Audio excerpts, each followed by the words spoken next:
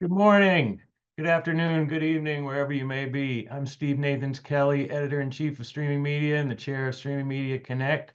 And I'd like to welcome you to day 3 of Streaming Media Connect 2025 and this morning's Fireside Keynotes with Evan Shapiro, brought to you by npaw. Before we get started, just a couple of housekeeping notes. The first person to correctly identify the artist and track of the music you were just hearing will win a $50 gift card from Amazon, but you must be present to win when we announce the winner at the end of the session. So stick around for that. And of course, stick around because we have two great conversations coming up. Chat in the chat as always, and I don't believe we'll be taking Q&A this time, but Evan might correct me on that. Sessions from all 3 days are already appearing on the Streaming Media YouTube channel. The link for that will be in the chat. And join us back here, May 20th to 22nd, for the next Streaming Media Connect. The call for speakers is open. The link for that will also be in the chat. It may still say February on it, but if you put in your topic or just let me know you're interested in speaking and what you can speak on, that message will get to me, and we'll be working out the topics for that over the next couple of weeks.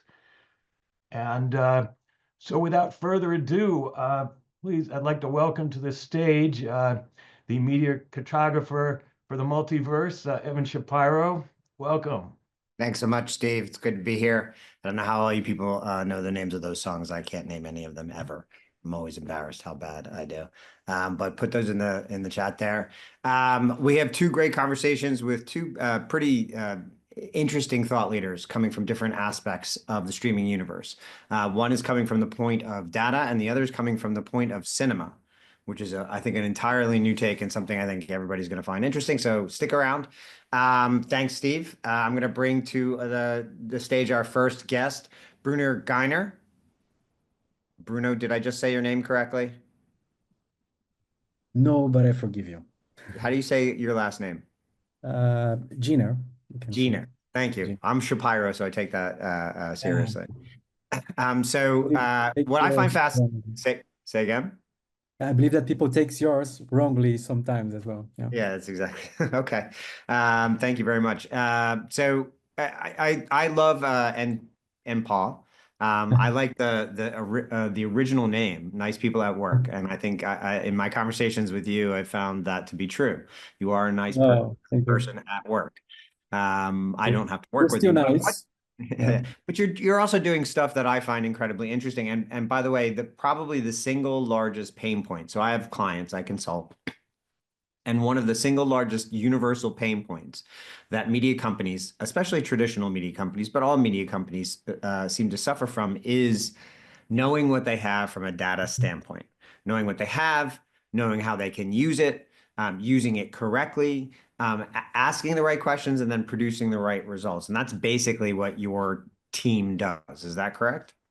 Correct. Yes, it is. So the data universe, in a way, it's so extensive, and for years and years, we always have a hype in some usage of data and so on, and people get on, I need this, I need that, I need to set this data process, the data workflow, I need a data lake, I need a data warehouse, I need this, I need that. But then we, in a way, take a bit of a distance from the real problems and why do we need data for, and so on. And that's why what we try to bridge. So we try to focus on specific business goals and specific or simple problems that we need to solve. That most of the times are common sense, and try to draw a path from the starting point or using data to solve those problems, from start collecting to using AI or whatever needed, but focusing on the specific business problem. But indeed, the lack of visibility is super common. Visibility on what you have and what you need as well. Well, and so there are many places in the stack where you help folks, and just to list a couple of the big players that you have done work with is Join, Rakuten, Tubi, Pluto, Sky. And so you're used to working with rather large reams of data from partners. So, whether you're a platform or you're a publisher, you're getting all this data spat at you from the platforms that you're on or the partners. Well, hopefully you're getting data from your partners. Not always the case. But Yeah. integrating this all and then turning it into some sort of usable interface that helps you make predictions about outcomes with regards to marketing, with helps you improve the user journey. There's so many different ways. But what's the secret to creating a data stack that makes sense for a large organization like any of those that I listed before? Yeah, so for us, it's great to work with organizations with a lot of data. As much data we have, the better for us to be more precise in the conclusions and so on. But to be honest, we need to think on a simple way on the needs that we have, and the business is what rules. I mean, for some platforms, we need to improve our acquisition or improve. We need to, or our target this year is to increase our user base or to increase our consumption, to make the best out of the content investment that we have done. We need to reduce churn. These simple questions are the most important ones, I would say. And then we need to build ground to understand users' behavior and understand engagement, understand the whys, I would say, from each platform. So why people like your content? Why do people subscribe to your service? Why do people come every day? Why do they stop coming? Why do they churn? So those whys are what we need to answer to. And from our perspective, what we do is to build a complete understanding of this digital experience, from visits, navigations, user journeys, content discovery process, the engagement with the content itself, the preferences of the users, how each segment behave. So all this understanding of the whole digital experience in that specific platform with that specific offering is what we try to offer with a very quick time to value. So we implement this so you get visibility, and then from that you can breathe and think of your business strategies. That's what we try to offer. Yeah, and so you covered a lot of ground there, but Mm. to your point, the data it does influence, and it goes down to this is why I don't do streaming anymore. Because it's not just about audience behavior writ large, it is about specific audience segment behavior. So if they came in through an Android app, or they came in through an OS app, or they came in through a native app, or something else, how do they behave once they get there? What's the first piece? I think we talked about in prep for this. What's the first piece of content that They they walk do, when and what they are the other habits that the people who come in for that? People invest so much money in content, right? And yeah. then watching what happens with that content and that user immediately after been marketed to, been acquired, what do they do next? And that's Yeah. obvious, like the trails of human behavior through these apps is a big part of what produces all this data. I think that's obvious. I Yeah. also think it's obvious that you should use data to predict your customers' behavior so that you can make better choices around the content.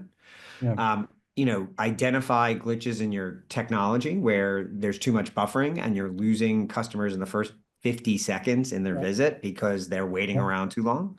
The time to discovery is too long, and so you're not Yeah. satisfying them. Your push notifications aren't, like, all those various data points.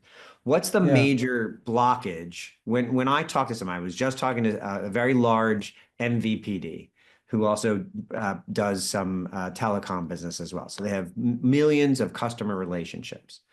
But what is the key to having good data health there? What are the building blocks to avoid having to corral all these different inputs later in life? What can you do, now to improve the data stack, or what are the foundational elements to creating one from scratch that we should all, think about?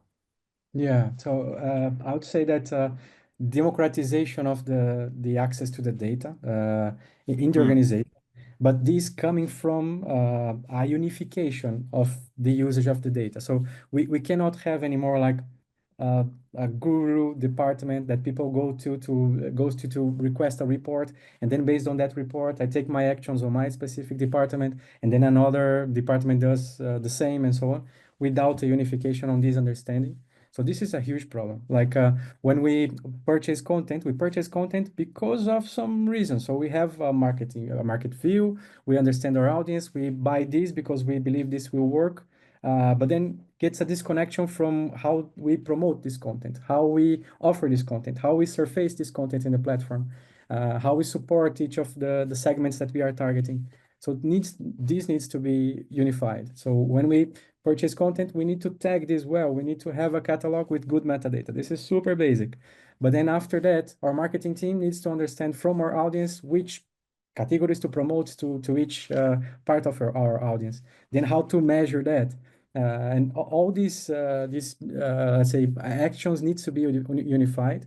And this intelligence needs to be democratized. So all the departments that are using the same intelligence need to access the data, see the same truth, and work over that, and be able to measure that as Not well. only see the same truth, get it from the same source, but different departments are going to use the data differently. And that is another, I think, key component here is the Yeah. clients are going to differ in their need case, right? So your ad sales department or your distribution revenue department or your finance department is going to have a different set of inputs and requests than your programming, your content department, maybe. And so you do need a flexible democratization also means accessibility. It means making it usable, user-friendly for everybody in the organization. But what do you think when you find organizations who haven't traditionally democratized the access to information? Is it because they don't want to, because there's a fear there, or is it because they physically can't? Because they don't focus on the business needs of each department as well. It's sad to come also the same answer, but in a way, it's we need to learn the why of each department. So why do a marketeer wants to go for the analytics, for instance? If they're going to the analytics to see like dashboards and things and so on, they just go away. They will trust their marketing their Right. marketing instinct. The same for the content department. If they go there and see a lot of what this says to me. So one of the things that we see a lot from our customers is that we need to shape any data product, and this not only talking about npaw, to the needs of the user, so the use cases. So what a marketer needs from a platform. So it's a couple of dashboards to say much, and then a couple of ways to or tools to act on what they need. So I need to understand how my campaigns are working, and then how to segment and understand this flow and use the data that I have to run this kind of campaign. So just to give you an example, for instance, we have a customer that has like e-commerce and then also video content promoting that kind of content, that product. And then we just said we have a recommendation engine with them and so on. And we have said to the marketing team that they can use the preferences that recommendation engine calculates to create segments or audiences for their campaigns. So you can get like people that used to watch this kind of product promotion. Let's promote the content that are, and they said, wow, can I do this? Yes, it's easy. Just put here, it's a filter and so on. But I believe that the democratization is maybe focus on people's needs from a business Well, perspective. and that's a very specific and actually I think long living need case, which is the marketer wants as much information on the target audience, both demographically speaking or psychographically speaking, and that seems I think relatively intuitive, and so improving their targeting and improving the way they're buying, but also improving the customer journey into the platform all along the way is going to help the marketer acquire less expensively and retain more effectively. But on the ad sales side, what I have found is, those platforms who can manage their first party data well and marry that to some external data sometimes, or just in those platforms who are based, who are advertising sales based, can offer first party data in a clean room environment to enhance the performance of the campaigns in the same way.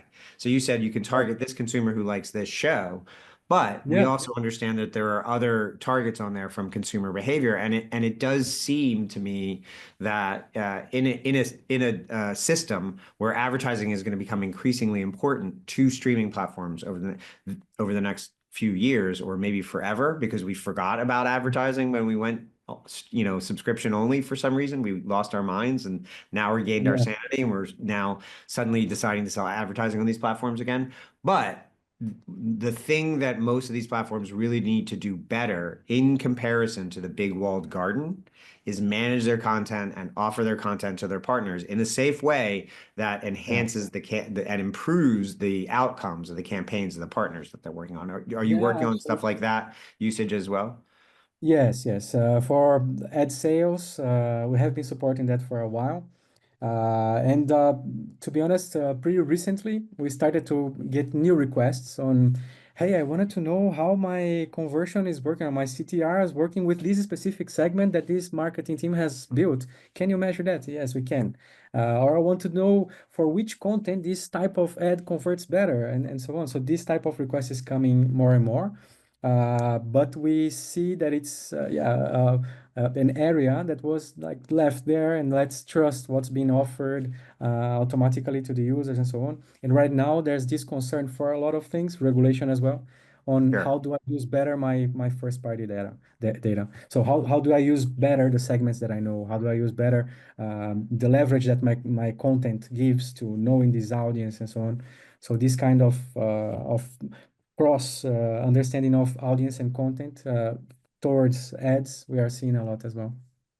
Well, and when you think about, do you work primarily with video streaming customers, or do you work with other types of platforms Mm, that produce those kinds of, I mean, Broadcasters, retailers and other digital players? no, mainly video platforms, including OTT platforms, broadcasters, telcos with OTT or video TV offerings and so on. So you're seeing a lot of trends out there in the marketplace across all of these Yes, data streams on a regular basis. What yes. what might be interesting when I you am sit as around learned and as after a you. couple of glasses of wine, you're talking at a party, you're like, you know what Yeah, people that do? would be And I'm great. not going to break any secrets here, but you know what people do that's crazy? This is what they do. Is there a consumer or some other type of consumption trend that the industry should look at that they're missing or they're not paying enough close attention to, from your point of view? Uh, uh, You know, there's one thing that we have been seeing in the past period, that it's the understanding of the content. To be, it's a bit absurd because we didn't have as much. What do So you right mean by that? now, so right now we are able to use AI, for instance, to quickly know if one user is saturating on the contents that are available to them and that they would like to. So this is the group of content that would be likable for this guy, and Okay. he's like consuming all that he has. So this type of understanding is something that is getting new right now, and people are really starting to measure how their So catalog is you can set. predict what someone is going to want to binge, basically. Yes, It sounds yes. like. And also you can look at, okay, my power users, they would binge this content. They have watched it all, and right now I need to buy more to satisfy this group of users. Right. This type of understanding is something that people are starting to work on more. Uh, and right now, well, there's a lot of trends on how to use AI agents and so on. So that's a lot. But as the last time that we spoke, I told you as well, I believe that we need to start with the simple questions and to define the ground base to then be able to apply this type of technology. Yeah, and I think, on one hand, this is about, and I've been, anybody who's been coming to these conferences, because I've been doing them there, I think this is the 15th. I haven't done 15, but I've done quite a few. Has heard me talk about how the data is the voice of the audience and that it is the answer to a lot of the challenges that are presenting themselves out in the marketplace. We built this system, this ecosystem, this labyrinth, this corn maze Mm. of platforms and subscriptions and logins and logouts and all Yeah. these various apps on all these various devices. And it has really been a hindrance to the experience we've promised with all this technology. So Yeah. we told people you get infinite personalization. Right. And you laugh at that. You laugh at that. And that is funny because we're not there. but we have the tools to do it. There is a big part of data organization and data collaboration. That is the other part of it. But data organization is actually a huge part of solving things like the time to discover the content I'm looking for. Oh, That yeah, is one of the existential crises happening in the industry right now. yeah. Wouldn't you say that and you see, on platforms now, this is something I think you can talk about without breaking any secrets. On platforms that have a longer time to discovery, they churn at a higher rate. They have shorter lifetime Yeah. values of all the other platforms. Is that a true statement? Seems obvious. Yeah, for sure. So without breaking secrets, yeah, so just another example. So because we were talking about ads, but churn is also something that it still Yeah. comes So to a it lot is of the big analysis. crisis everyone wants to solve is churn. Yeah, yes, in a way, but churn also, we can understand churn. We used to understand a lot on subscription, but we can understand that disengagement, which is Right. somehow the same. But there was this broadcaster, they used to have the big broadcast, like 5 million subs and so on. They used to have like the, let's say, free content offering in the platform, and also the SVOD content in there, the library and so on, proprietary content. And there was a lot of people that was subscribing and kept just watching the free content, right? Right. And this is was like a key point. Like the time that they take to start engaging with the SVOD library, it was super impactful in the churn that they used to have. So Impactful in if you can cut seconds off of the time to yes, discover, it really yes. matters, right? Yes, yes. They used to see that. So if they could make the people well, to watch in the first session it was like a super victory. But in their case, it was 15 days, I believe. Like if they needed to reduce this to 15 days, and once they done it, they reduced the churn rate from I don't know 12%, I believe, to 5%, which for them with 5 million subs was like a huge amount of Yeah, money. yeah, it's a big Uh, difference. but the point is understanding this type of conversion activation and so on give us the tools to know what to do to improve business KPIs and so on. But as you're saying, so sometimes it's obvious. So and we can think of our own experience. So if you take I don't know, if you open any OTT platform and you take 30 seconds 30 seconds to say much to find what you want to watch, if you don't have anything in mind, you just go to another service. Right now we That's have 10. exactly right. And people have gotten very impatient. I mean, I don't believe the data behind this is real, but the attention spans seem to have gotten shorter. But Yeah. certainly now that there's infinite content available on any screen, right? Mm, The patience with which we act mm. while we're searching for something to watch is reduced because we know there's all these other outlets, and so you're out the door. Yes. But crucially, the time to discover on a platform matters for the engagement of that user on that platform. And it probably indicates the number of times they'll actually try to use that service in any Yeah. given week. You know, I think it's safe to say that Netflix gets used at least once a week in every home that subscribes to them on average. And that's why their Absolutely. churn is so low. Other services, not so much. And that's why their Yeah. churn is higher.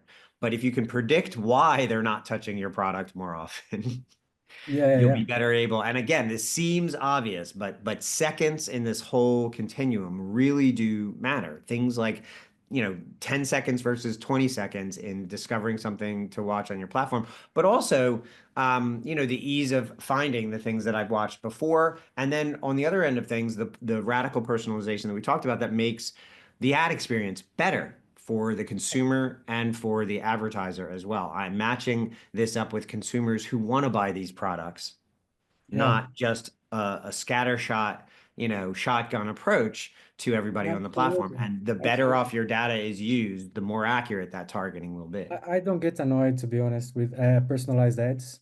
I like to open my Right. cell phone and see the shoes that I wanted to buy. I was thinking about it, so great, I'm gonna buy it. Thanks for making it easy for me. I get annoyed with things that are not really for my preferences. And it's the same for content, I would say. So if I open the OTT platform and as I'm like overloaded with content that I don't Right. like when I open my Netflix, the profiles of my kids, I'm overloaded with this lot of content that I don't like. So it's the same. So what we try to do is to build ways to understand that. So what you have said. So how often people are coming to the platform? If the discovery time is increased, how is that impacting this frequency? And this type of correlations is what we try to build to set this ground. So as we were saying, like if we measure the time to video, how many pages people visit, how much do they need to scroll to find the content, what's the conversion from the searches, from the clicks, and so on, the completions that they have, the binge behavior, and so on, and correlate that with engagement KPIs. If we build that, we can draw important conclusions. But I mean, we need In to. order to do that, there's a lot of work that goes in. So let me ask you a question. There's a ton of work. And by the way, I do this on a much smaller scale manually with interviews and stuff like shit like that with clients. But you're dealing it with terabytes of data, Yeah, right? yeah. But what does make your process at Nice People at Work better than everyone else out there in the marketplace? What makes is it your use of AI? I mean, we did discuss that at Mhm. length at one point. It seems like you're using machine learning to improve the whole process itself. But what are the other points of distinction for npaw in the marketplace?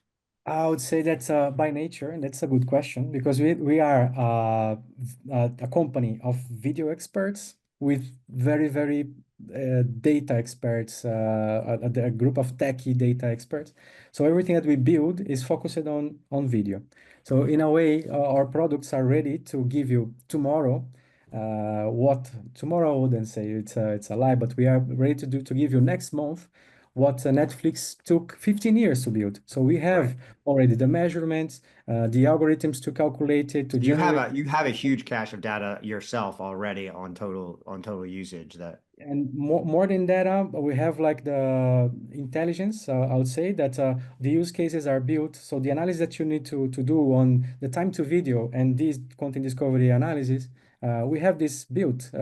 The algorithm that calculates the impact of this in the engagement, we have that already. We have the machine learning models that will give you the most influential aspects of churning, of engagement, of activation, conversions, and so on, focused on video.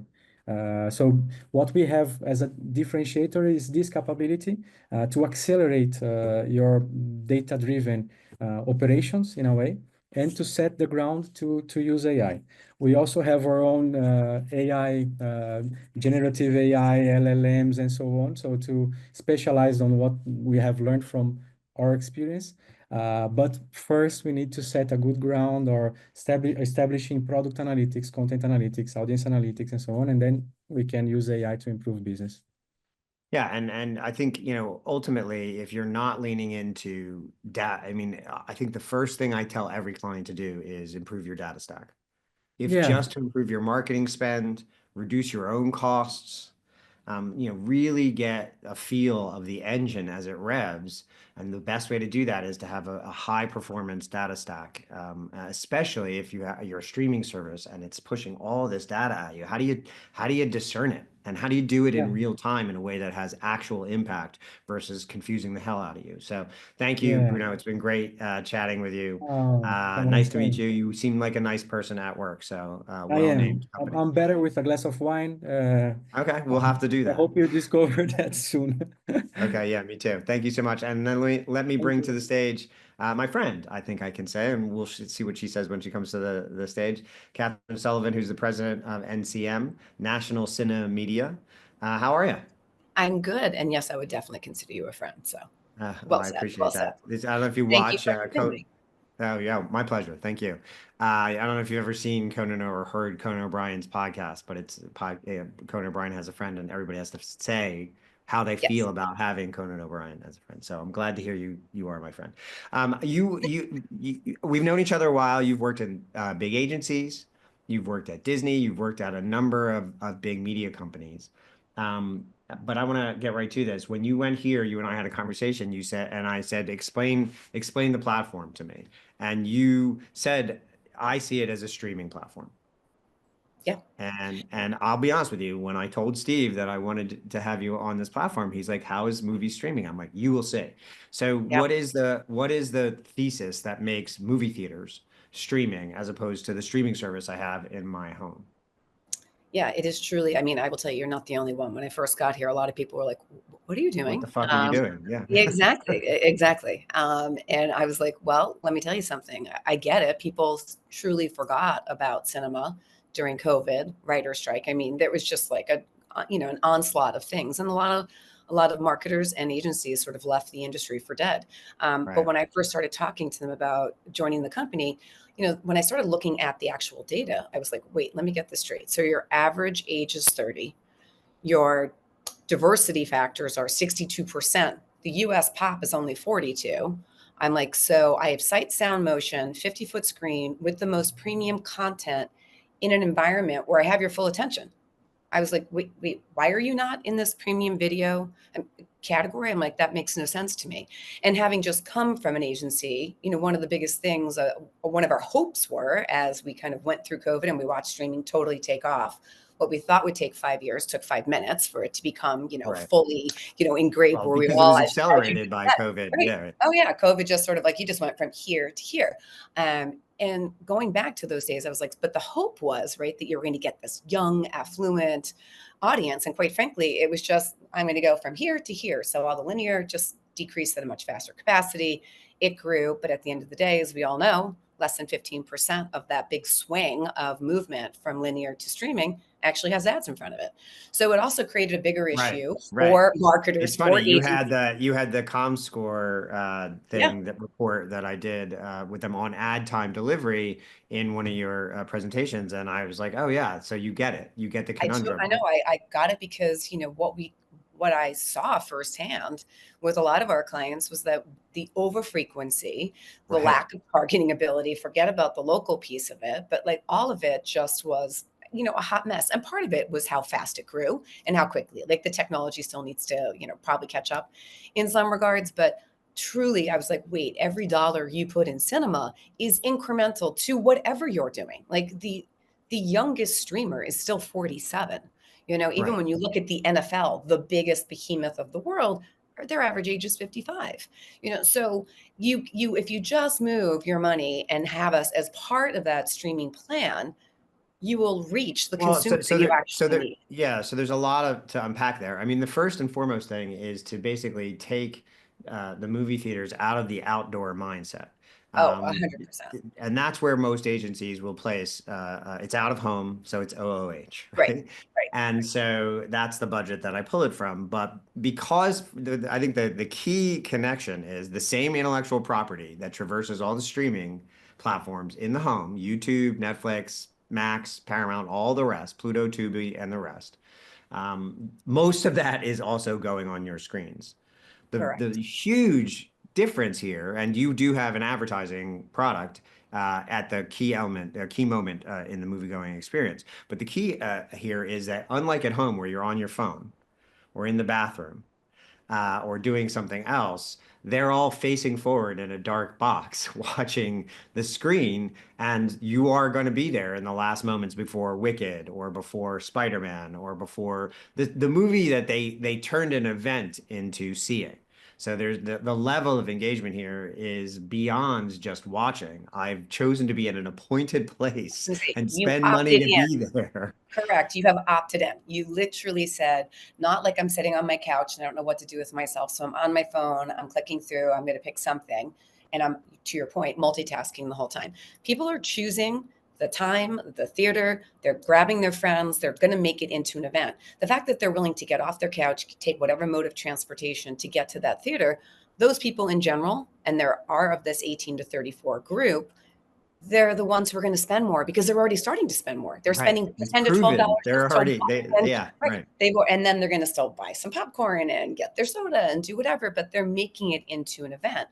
So, for us, that was like, well, wait a Well, and minute. there are specific examples of making. If I don't know if everybody out there remembers the Barbenheimer Yes. experience. Oh my God. People Wicked. dressed up in both costumes, and they were all young Correct. people. Yeah, They were and all young. Minions. Yeah, No, it is. They are eventizing this, and you go into the theaters, into the lobbies, and there's places to take pictures, and I think there's so much more we can do, and that's a lot of time that we're spending with, Amy, our CMO, trying to figure out like how do we make the lobby our pregame, right? Like that should Right. be where all the fun's happening, where you're interacting with things. We've done things with holograms, but how do we like really make it so everyone wants to get there earlier?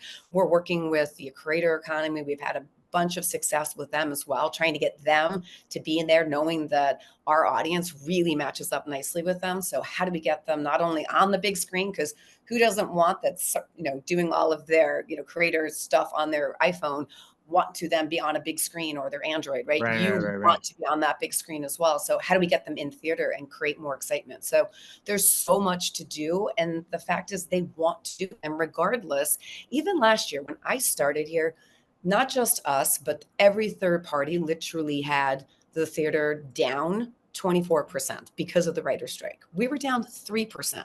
That is just basic desire for these kids wanting to get out and have in real life experience, in addition to the fact that the studio saw it and were like, oh, they just kept churning things out. Things that they may have thought about putting to streaming were like, let's just put it out there. And the kids were going. Everyone was going. We'll reach half of those 18 to 34-year-olds in the course of a year. Yeah, I think that's the box office. I did a post, Amy, your CMO, posted something about Captain America, which did 100 million in its first weekend, which is remarkable. Right. And predominantly an 18 to 34-year-old Correct. audience, right? And I posted, based on data that we had shared earlier, the idea that you will have more than a dozen NFL playoff size weekends. So Yes. think about the advertising money that's spent in the Super Bowl, but forget that for a second. Think about the season itself, and then the playoffs, the 6 weeks of the playoffs. You have playoff size weekends a dozen or more times every single year with a young audience. And unlike sports, they're sitting down in their seats and paying attention to a screen during the break. You can't say that for every single break outside of the Super Bowl. You can't. No, you can't. And it's funny that you're saying that, because we're actually creating a chart right now that we're using for part of our presentations that literally shows, because it's usually like the Super Bowl for the first 100 telecasts, there's maybe 3 others. Mike Rosen was like, but we actually put our stuff against that. Look at what it's going to look like. And we just did it. And outside of the Super Bowl, AFC and NFC playoffs, like literally we own the rest of the entire thing. So it's just about re-educating and having people listen. I know, having been on the other side, it's so easy to forget and just move on to what is actually currently happening. And the onus is on us as an organization just to remind everybody the power of movies. Certainly, I think the entire community saw that at last year's Upfront. Every single Upfront presentation had the head of their studio up there talking and giving previews about it, because I think they've all realized the importance of that juggernaut to not only help that particular division of the whole flywheel, but as we know, the theatrical then has the consumer products. And if you have a park, it is now a ride. It creates tentacles that they all need for it to be on fire. And streaming is not, it's a good part of it, but it certainly isn't the solution. Well, and do you know Steve Ellis at Paramount? Oh yeah, I love Steve. Yeah, he sounds smart because he's British, but he is actually smart. Everyone sounds big. Right, exactly. But he has this, bugaboo about that ad impressions on social video are not equivalent to sight, sound, and motion of a big, connected television. And I would take it another leap and say the same or more so for the sight, sound, and motion of the cinema screen, because the attention is focused forward, but also the impact of the ads. So the Coca-Cola ad that I think is the last thing that runs in front of the AMC, which is where I go typically. It's this beautiful homage to movies. Yeah. It doesn't necessarily have to be a 2-minute piece. Coca-Cola owns the concession bar. That's why they do that. But your ads can look as good as they'll ever look. At a critical moment in people's lives, connected to a real emotional event for them, that I think has to improve the efficacy of the environment. I mean, I love the Google spot with the courtesy, and it's the 2 phones that sort of playing around at the end. It's like, shh, be quiet. But I also think we had a lot of automotives at Omnicom, and I think about a brand new automotive launch, right? And here you have this 50-foot screen where you have this beautiful, canvas to highlight this brand new vehicle. But on the right lower side, we can do a QR code and direct you right to that local dealer.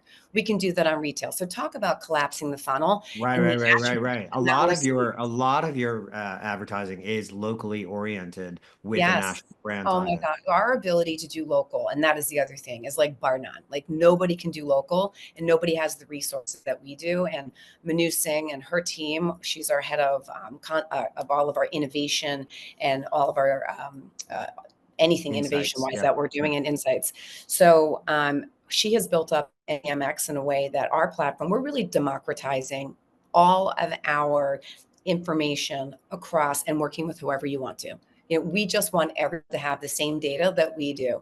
And the reality is this audience buys their tickets. We're following them from the minute they buy their ticket. We know what theater they walked into. Right. Yeah. And so all of that helps us. And then we know, oh yeah, by the way, they clicked on our QR code. They decided to go to Burger King in the mall after to go pick up their food. Or they said, oh yeah, text me later. I want to go to that. I'm in market for an automotive. And it is a one-stop shopping with. Yeah. So I was just talking to Bruno about data and the best way to use data, and a way to use data to enhance your ad sales, the value of the impressions that you're offering, but then to bring it down to performance marketing. The data that you guys have access to, the first party data, the journey of the ticket buyer and the moviegoer is spectacular and can really improve the targeting on the way in. And then you have examples, case studies where you've done basically retail media on screen using QR codes, but other techniques as well, right? I mean, we are partnering with everybody in terms of, whether it's locality, Coachella. You tell us who you want to work with and we'll make sure it's there. But I mean, truly, there isn't a category that we don't have those results as you're talking about, where we haven't seen lifts of 10 to 20%. And the most interesting thing is those who have the most first party data are our biggest clients. And I remember when I first got here, I thanked one of the largest tech companies and I was like, thank you so much. And they're like, Catherine, don't thank me. You know what? If it didn't work, we wouldn't use it. We have enough first party data to know that. And I was like, that's when it's like, okay, so now it's about how do we help those who don't have as much first party data to give them those insights, to have them on a level playing field, to show the incrementality of what this audience in this environment can do for your brand, right? At the end, that is our goal. At the end of the day, we want to help brands grow their business. And there isn't a CMO out there that's not trying to do that. And to say the phrase that I think we've talked about for years, which is the unreachables. This is the unreachable, right? This is them though. They are so difficult to find. I was just up at Providence, my alma mater, teaching some classes, and they're like, you guys call us that? I'm like, yeah, you already have a lot of names in media. So can't wait for you guys to join the marketing world and come and join us. But we have a lot that we say about you, but they are really untraceable to a large extent. And they come here and they're engaged, and we're going to continue building out the experience to keep them longer and to work with brands to make it even more. I mean, there's so much to do. Well, the alternative for this audience primarily is social media. And so those are the comparables. It is fascinating to look at is it median age of 30? 30. Yep. And then Instagram is 34, YouTube is 38. So if you have a younger, it does prove out the point of the unmarketable too. But the key here is, when you package this together in this environment and they're going to see this content, that when they watch it on YouTube, chances are they're not looking at the ad very often. And when they choose streaming, still more often than not, they're in an ad-free environment. Or at best, you're doing pre-roll or post-roll. And so you have a pretty unique environment there. So you have worked in the ad game for a long time. I would say you're a true leader in the industry. I think you know everybody. Everybody really respects you. Most people adore you. Everyone respects you. I'm kidding. Thank you. But I think one of the things that you have market intelligence on that very few people can, because they haven't necessarily walked in your shoes, is what the CMO, what the media buyer at the agency, the chief decider here, the chief investment officer, what they're thinking now. Yeah. What are their biggest pain points? Let's talk about when it comes to buying video, Yeah. maybe writ large, but also like what are they looking for out there in the marketplace this upfront and you know, for Yeah. you, but also for the industry, for our friends out there that you know and love. What are they looking for? How do we solve their problems? Yeah, I think that there's so much, right? The fragmentation that's happened. You know, I remember a couple of, this was probably pre-COVID. And even then I was like, I felt like one of those old railroad, you know, tracks that were in the backyard that were just all crossed over and you couldn't figure out what was going on. Now take that. That actually looks like it was so less complicated than where we are today. And, you know, every time you think it's really complicated and you're like, oh, wow, like that is nothing compared to what I'm about to go face. Right, exactly. It's insane. And we're But going to so, have to keep getting comfortable with that because that's how well, it's going to be for a while. literally what I told all these kids up at Providence was the best advice anyone gave me is consistently be comfortable with being uncomfortable.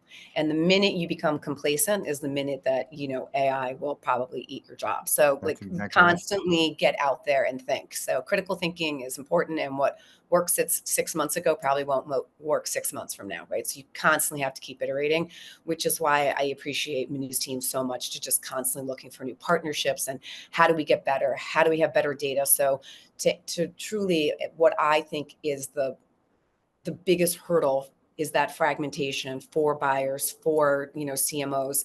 The CMOs consistently, or the head of media, having to go to procurement, having to talk to the CFO and value what is it and how did that money get spent and how much did it drive incremental sales. So, you know, I think the most important thing is, you know, having that relationship not only with the agency but with the client, and upfront understanding what are their goals and objectives. And I think once you understand that, you can then build a plan that actually is. And we are so fortunate because we have so much data within NCMX. And, you know, as I said earlier, we are democratizing that data. We want everyone to have what we have. We want to help every single marketer achieve their goals. And so the thing that most can't do is what we are able to do. And it is bringing local and national. There is so much pressure on agencies, right? The margins are so razor thin. Clients don't pay them the way that they should for the work that they do for them. We can provide a really, I mean, I don't even like calling it a funnel anymore. It's like, there's this, you know, we get 10,000, you know, Journey. messages a A day, journey, right? yeah, So our journey it is what it is, right? But within at that time of that 2 hours that you're in that theater, we can provide so much engagement, so much information from the local, you know, from a regional, local, hyper local down to the DMA, and still provide this beautiful on-screen ability. We can then follow you after with products like, you know, Boost that we use tremendously locally and regionally to just then follow them, right? Follow. But We're going to that's send you that messaging is what the after. CMO, that's what the brand and retail marketer is looking for right now is Correct. I want the data to target correctly on the front end. Correct. And then I Right. want to follow them on the journey Right. in the relationship between me and my media If going you after them. spend $1 million with us and you tell us those KPIs up front, we can tell you Yeah, I think incrementality. that's the key element that makes this streaming in a way that I think most people can't appreciate is, Right. yeah, by the way, you can get pretty good data from Netflix or Amazon when you especially Amazon and YouTube when you do a deal with them. But I don't think people realize how detailed and deep the Yeah. data pool is in the movie experience because of the email address is usually the way that they've gotten to the ticket. Then they have a credit card relationship, et cetera, et cetera, et cetera. So and it's for these very attractive consumers. So that is, I think, the answer to, you know, the big question is what are the big brands looking for? What are the small? And that is the other element there is that local aspect, that small and mid-sized business that you can do business with. That is another truly important aspect of the sales funnel. I'll call it a funnel that I don't think a lot of streamers necessarily have solved very well. I've met a decent amount of your team. Like a big part of your operation is excellent, top notch, best in class local and regional sales. And we have recently switched some of our, you know, underpinnings, our spine with Operative that we've onboarded recently, and they're a great partner. They are the, you know, so part of it is, okay, you can shout out and say, we belong in the streaming world. Okay, great. And we have the data to prove it. But now from an operations perspective, we actually have to look like it from the minute we're RFP to the minute we bill you, right? So having Operative is a way for us to actually ensure that it's not difficult. We want to make this as seamless as possible for buyers. We know how difficult their life is. We know Right. how much is Right. coming at them. We want this to be super simple. Now take it to the That local level. seems obvious, but it is not Correct, but necessarily it's something not. that It is. everybody, yeah. No, it's so complicated for them. I feel for them. I've been there. I know exactly what they're going through. And from our self-serve product, it's like it's Right. got to be one touch. I want the, mom and pop pizzeria up in, Sheboygan to be able to be like, go right in, be like, yes, I have a great thing that I want to do, and I'm going to do it with NCM because I can one step, right? Make it simple. KISS, keep it simple, stupid. We're not solving, really big problems here. Not that it's not complicated, but we tend as an industry to overcomplicate even the simplest things. And so what I've been striving to is just make this a very simple platform to execute against, and you will see fantastic results. So at the beginning of the year, I do predictions and I ask people for predictions, but we're too late in. My cutoff for that, like no white after Labor Day Yes. is the Super Bowl. So we can't say Happy New Year anymore and we can't do predictions. But there's this other question I ask a lot of people, including at large dinners over wine, is what if you had a manifestation? If you could make a wish, specifically, again, the reason why I love talking to you is you are so ingrained and so knowledgeable and so expert in the ad arena in a way that I am not, and in a way that I don't think many people are.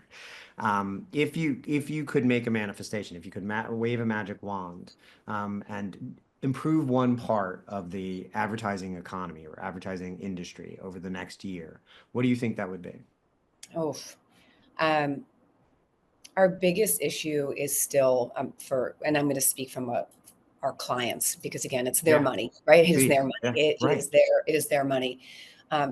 We make attribution, the measurement, way too difficult. And, if you had asked me 7 years ago when I first went to the others, as they said, the dark side, the light side, whatever you want to call it. But when I first went over to Omnicom, if you ever had told me you would have gotten this incredibly fragmented, I would have been like, no way. They're going to figure it out. They're going to come together. It's better for everybody.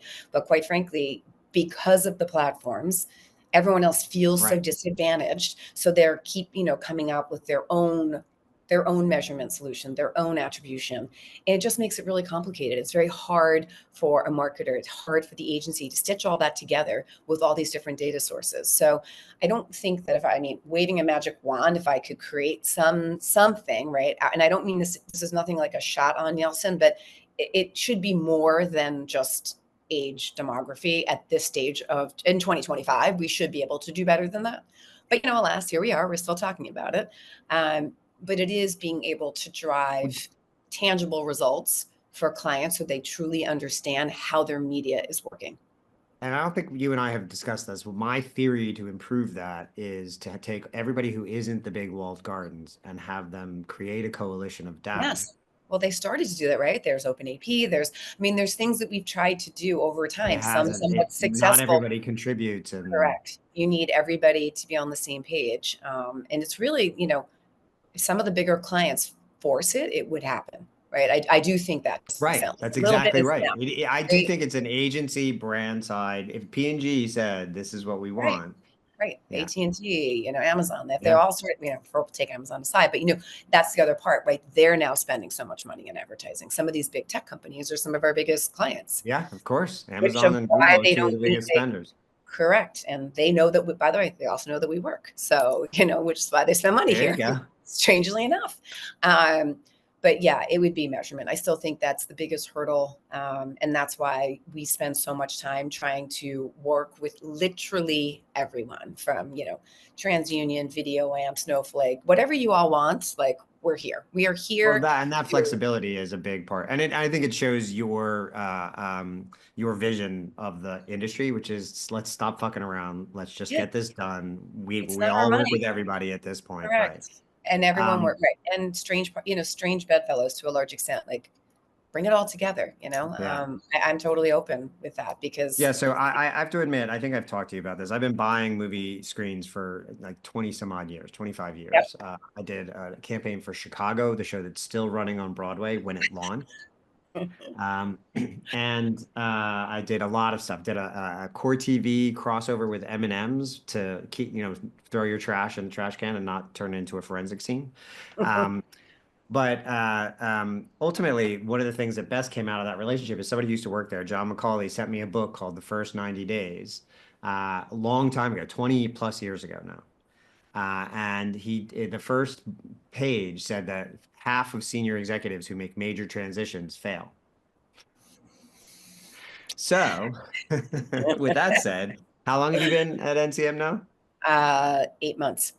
Okay, so you're still in transition.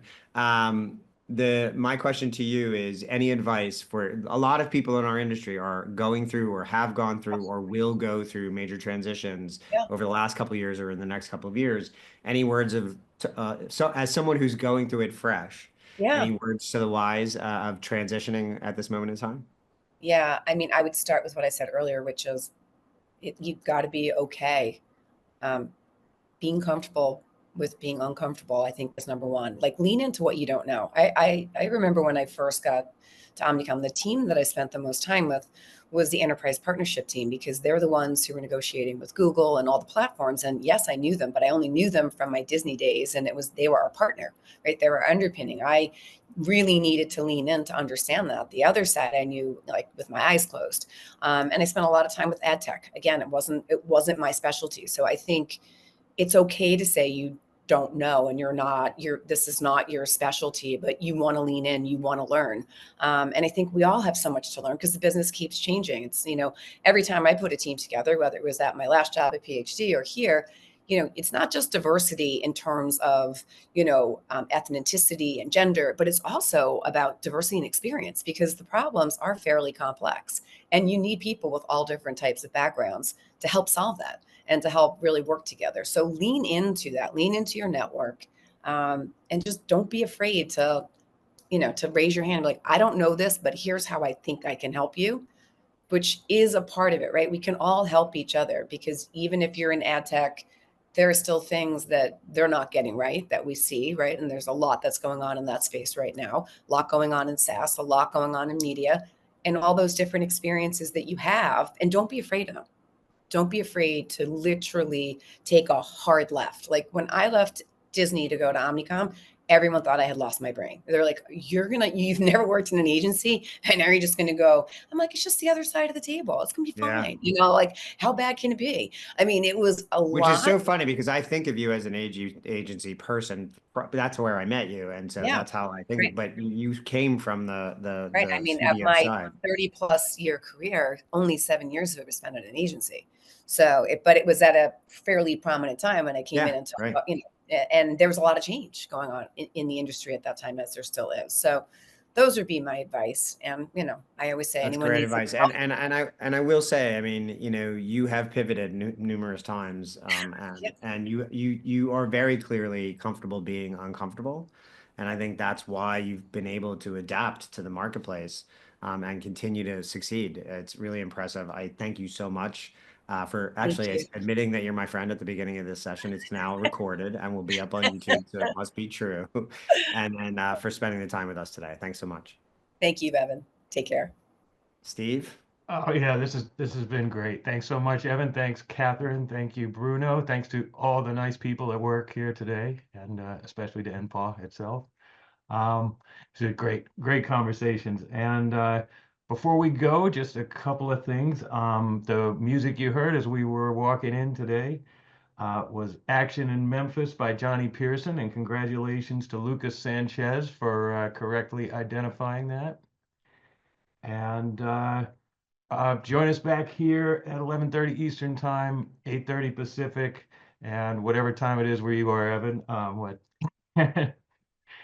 For OS Wars, the new CTV playing field. Thanks again. Great to see you, Evan.